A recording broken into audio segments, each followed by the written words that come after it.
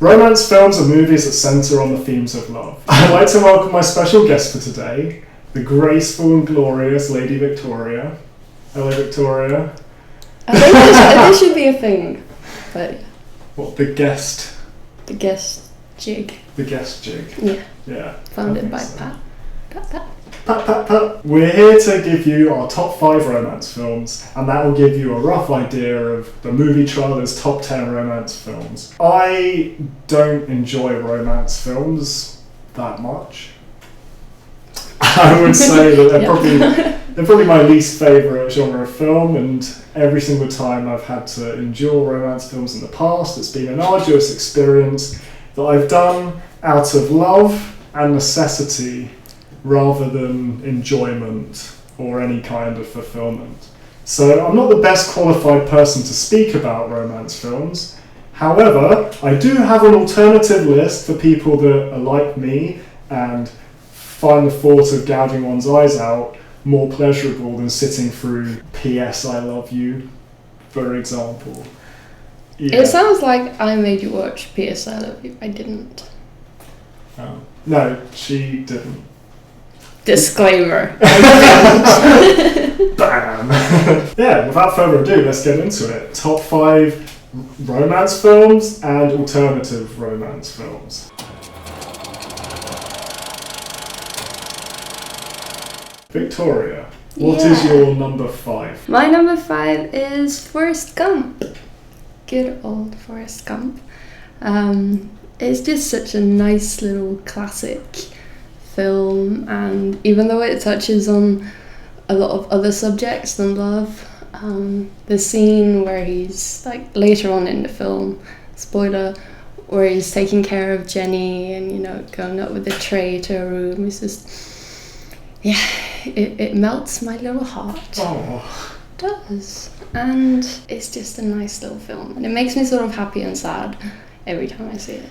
I mean, I think it's quite a creepy film when you really think about it, given certain love-making scenes with Forrest and... Yeah, but that's a part of love. Sometimes love's creepy. It's creepy. Any film that has a central theme of love can be considered a romance film, just because it's not the one and only.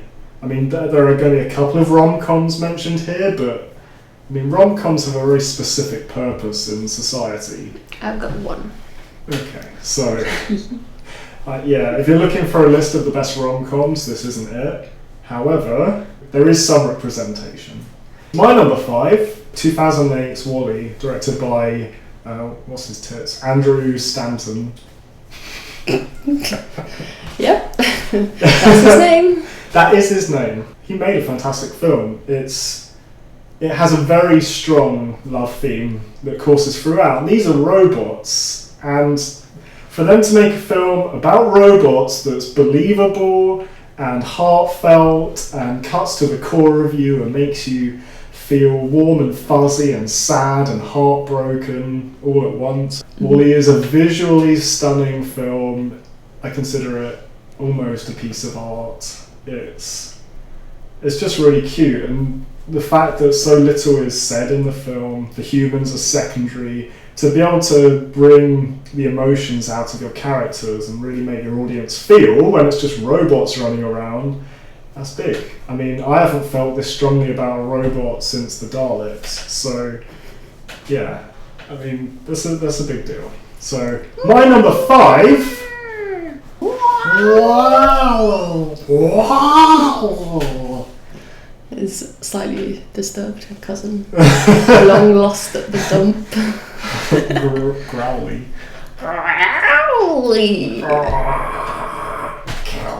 Wow! That's good.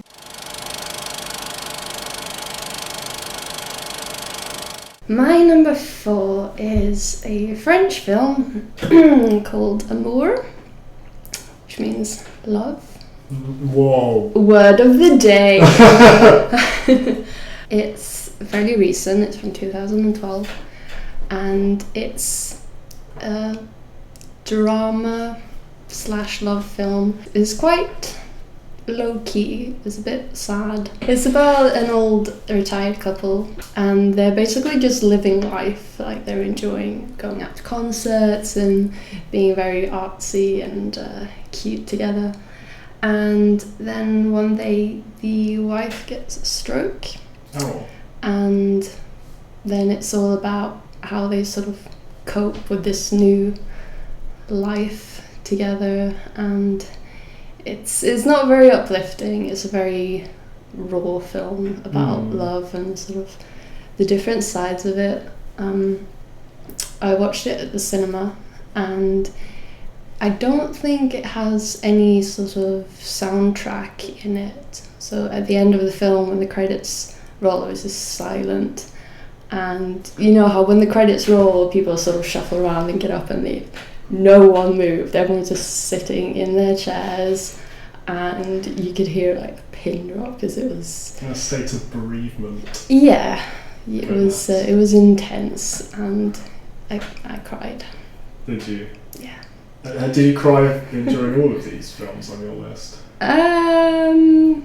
No. 2 out of 5, I'd say. Yeah. Okay. Watch it if you're alone on Valentines, maybe not, because it might be a bit much. But if you want to see a very good, honest French film, then go for it. If your partner is a hipster or a nerd and you don't want to watch The Notebook, I recommend, for my number 4, Scott Pilgrim vs. the World. This was directed by Edgar Wright in 2010, and it's a fun, very visually creative film that I've watched a few times now, and every single time I get something new out of it. It's a very simple plot that follows your main character, Scott Pilgrim, who's played by Michael Cera, who I don't approve of. He's in this career by accident. I am a proud member of the Fuck Michael Cera Club. However... that sounds like a great club. Yeah, it's mainly girls. I might have joined the wrong club by accident. There's 2 different ones. It's all about the You have to be careful which one you sign up to. But despite the MC problem, it's a very good film. It's really cool. It's got a great supporting cast, and I just love the video game style of the film. It is really stylized. It involves a series of fight scenes against various different exes. It's just really cool. It's really cool. We watched it, and I think you didn't dislike it. I didn't hate it. Are you trying to say that I'm the hipster and Yes. You're the nerd? Yes. I'm a nerd. She's a hipster. I'm okay with that. Yes, so am I. I embrace the nerdiness. It's all good. But I think this film really caters to both.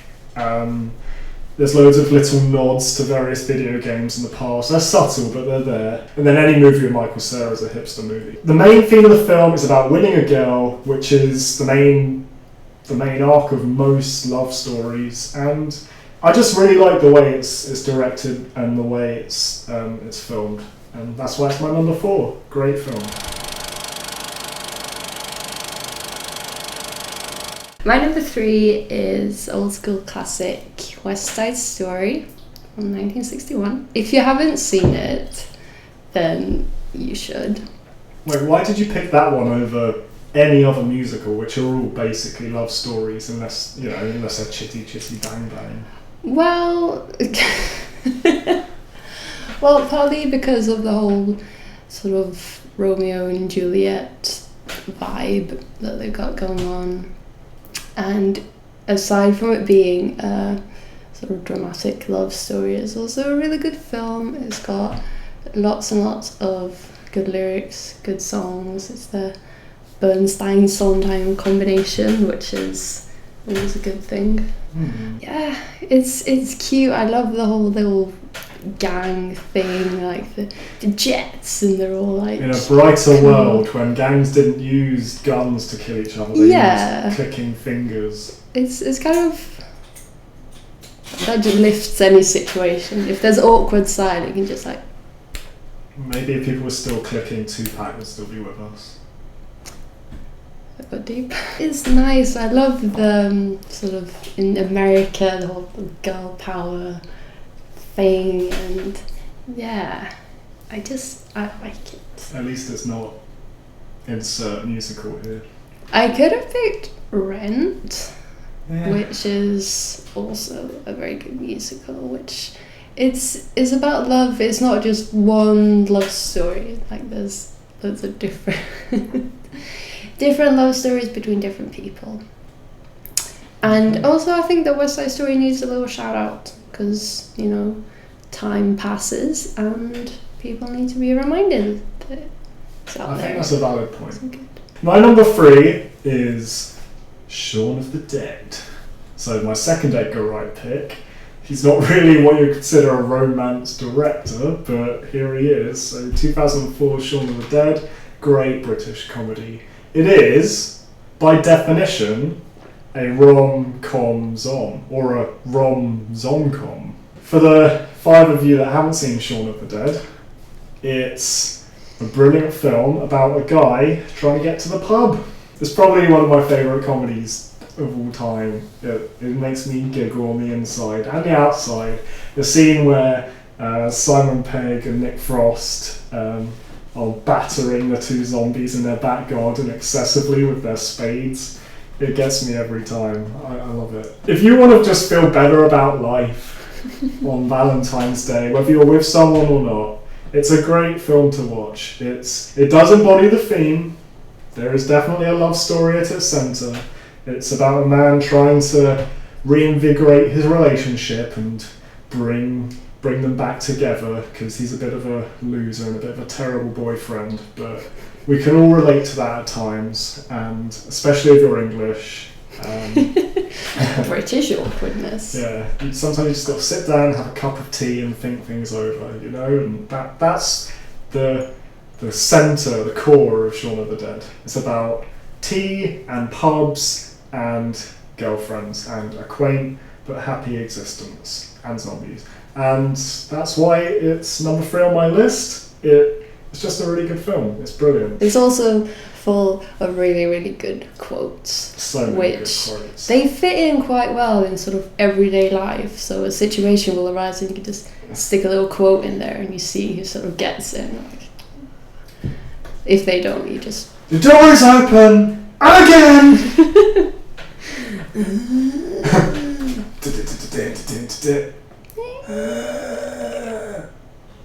Yeah. So that's my number 3, Shaun of the Dead.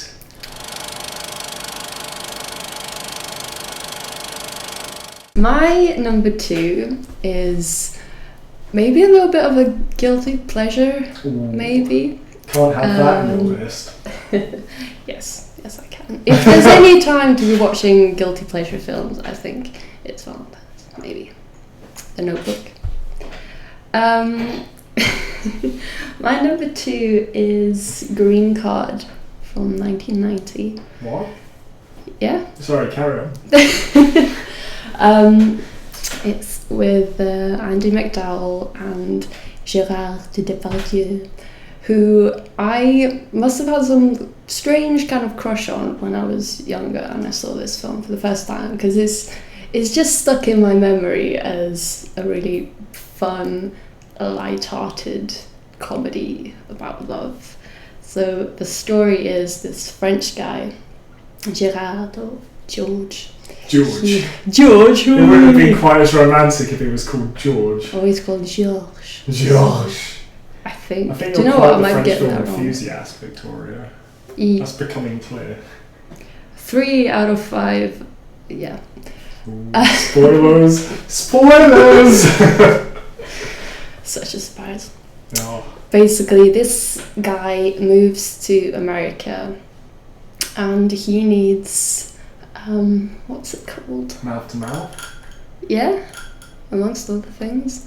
Basically, he needs to marry someone in America to He be able needs to to. stay. Oh, He needs to, yeah, you know, green cards and all that. And Andy McDowell has just moved into the the most beautiful flat, and she's got like a greenhouse at the top floor. And So Andy McDowell's a woman. Yeah. Carry on. She's like the face of beauty, face of L'Oreal. She moves into this flat, and it's only for married couples, and the landlady is like a grumpy old grump. So she meets this guy, and they end up pretending to be a married couple. Basically, the story is just about them trying to get their life together and, you know, kind of do their own thing whilst being married, but then, you know, stuff happens and... As it inevitably does. Yeah. And it's just really cute. And I haven't watched it since, I don't know, I was about 7 or something. So I think if I watched it now, it would probably be quite rubbish. But, you know, it's sort of ingrained in my heart and my mind. So is this for a couple, or is this for people on their own during Valentine's Day? I'd say you could probably watch this if you're on your own. I'd watch it if I was on my own. Okay. That's the way my life is. Okay, so without further ado, my number 2 is American Beauty. This was directed by Sam Mendes in 1999. It is a damning study of middle-class America and the American dream, and it's visually absolutely gorgeous. It's from its cinematography to its setting to just the framing of every shot. It's like a dream. It's absolutely stunning. It's a brilliant film. This is the most serious film on my top 5 romance films list. It is a love story. It's about the love of a man and his daughter's friend, although not really a friend. Kevin Spacey is wonderful in this film. In fact, the whole cast is brilliant. I mean, they spend about 5 minutes monologuing about a paper bag floating around and somehow make it seem interesting and beautiful. It's the height of pretense, but it's also a damning statement about pretentiousness at the same time. I think it's brilliant, and if you want to watch a genuinely good film on Valentine's Day, which most people don't bother with, I would say American Beauty is a good one. It'll make you question so many things about your life and about your existence and about love, and about, do you really know the person you're sat next to right now?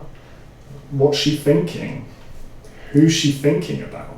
You know, is there actually a wall of seething resentment there that's building up over years and years and is going to come out in a big explosion of crazy midlife crises that will force you to cheat on your husband whilst he's fantasizing about an underage girl? I don't know. That was intense. Yeah. So, American Beauty is a wonderful film. Sam Mendes has the eye. He has the eye for the picture, and at its core, that is what cinema's about. I think this is an absolutely fantastic film. Forget the romance side of it. But I'll also say that it's a strong enough theme in the film for it to be relevant for this list. So that's my number 2 pick, American Beauty. That was quite a speech about American Beauty. Yeah, it really hit me when I watched that film for the first time. I thought, based on the photo and everything, the poster, that I was in for a ball What a fest. surprise. Yeah, there you go. And I just love that the most normal, well-rounded couple in that film are the gay neighbours, which is a really cool statement, especially in 1999. So, yeah.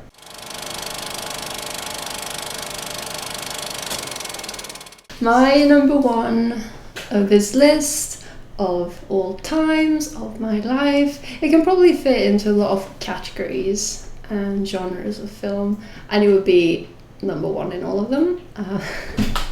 It's Jean-Pierre Jeunet's Amélie, or The Fabulous Destiny of Amélie Poulain. And it's just wonderful. It's got a beautiful soundtrack, it's got an interesting story, it's got interesting and likeable characters, and yeah, One of the things I liked about Amelie was that it is a love story, but the main character is driven in a different way to the way most female leads in rom-coms are driven, and I just thought it was a much healthier lead character that would, if I had a daughter, I'd want her to watch Amelie and not 500 Days of Summer or The Notebook or any of that shit. It's nice in the sense that she sort of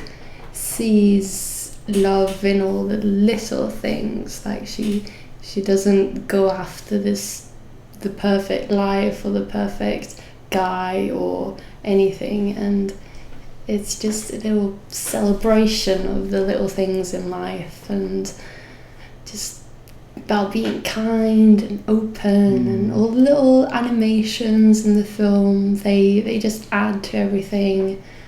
And it's French, so that definitely helps. And Audrey Tautou is beautiful and really, really good. I just love how non-selfish the lead is, but at the same time how independent she is. Yeah, she's a strong, independent French woman. But doesn't just care about her career or the usual nonsense. She isn't beating up 500-pound guys with her little stick arms or anything. She's how I envisage a strong, modern, independent woman. And she's quirky. You need to have quirks. She's got these quirks that, you wouldn't think about. Like, there's this shop owner that gives his assistant a hard time because he's only got one hand, and so he does things a little bit differently, a little bit slower. And the actor, actually, he's only got one hand. That's not a fake. She sees this guy treating him so badly, so she breaks into his flat and puts all these little cheeky traps out. Sociopath. Yeah, but I mean, it is a bit of a sociopathic thing to do, but when she does it, it's just like, yeah, of course you should swap his toothpaste for foot cream and pour sugar in his whiskey, because he's a mean guy, and he's mean to this little guy who doesn't, he can't help it. And it's a really nicely crafted film, really heartwarming, isn't it? Yeah. Maybe a bit too saccharine, but no, okay, it's perfect in every way. Yeah, I think it is. So that's your number one. That is my number one. My number one is the best romantic action film, True Romance, directed by Tony Scott, the late great Tony Scott, in 1993. Tarantino's script. This is the script that helped him fund Reservoir Dogs. So pretty important there. You wouldn't have Reservoir Dogs or Pulp Fiction without True Romance. It has an all-star ensemble cast. You have the likes of Samuel Jackson and Brad Pitt and Christian Slater and Dennis Hopper and Christopher Walken and Patricia Arquette, and you even have Jack Black in one of the cutscenes where he's a film attendant. It's just absolutely full to the brim with great characters. Oh my god, and Gary Oldman as well. How could I forget Gary Oldman? It's brilliant. Everywhere you turn, there's a new character, and the core love story is between Patricia Arquette and Christian Slater, and it's a Hans Zimmer score, and just based on that music alone and their story arc, it is definitely a love story. But they go on this crazy roller coaster ride, and they just keep bumping into all these weird, wonderful characters, and it sort of builds up a house of cards, and you get this really cool Mexican standoff at the end where everyone's pointing guns at each other and it all comes falling down. But it ends on a happy note, and I think if you could persuade your significant other to watch it with you for Valentine's Day, I don't think either of you will be disappointed. I mean, it's a Tarantino script, so it's a well-written, really cool film, and the romance is strong as well. I mean, it's very cheesy, 1993, so the height of 90s cheese, but at the same time, it's actually entertaining and not boring. And those are two problems with romance films in general. So, so yeah, I love True Romance. I love Tarantino. I love Tony Scott and what he did. And this was probably one of his best films. So I strongly recommend you go out and see it. And that is my number one pick for the greatest romance films of all time. Okay, so I also want to do some honourable mentions. If you want to take a serious list of top 5 romance films, then I'd have Eternal Sunshine of the Spotless Mind. Really, again, another hipster film, but it's really cool. Really well performed, well acted, and quite a dark, brooding, sort of psychologically challenging romance film, I'd say. Then Amour as well. Amour is great. I couldn't recommend a rom-com higher than Amour. Beauty and the Beast, the Disney movie. That'd be my sort of Disney musical pick. I don't rate it as highly as WALL-E, but I mean it's a wonderful film with fantastic songs for all ages, and it's definitely a love story. And then I'd have About a Boy as well, I think, which was the sort of the best of the Nick Hornby based rom-coms, those sort of Brit rom-coms. But if you're talking about greatest romance films of all time, the only real correct answer is Michael Curtis' Casablanca, because that is the greatest romance film of all time. And that's it. Thank you for watching. I'd like to thank Lady Victoria as well. Thank you for joining us. I'm sure you'll be here again. Yeah. With another review of Amelie. I've been Smart Alec, and we've been the Movie Trialers. Goodbye for now, and until next time.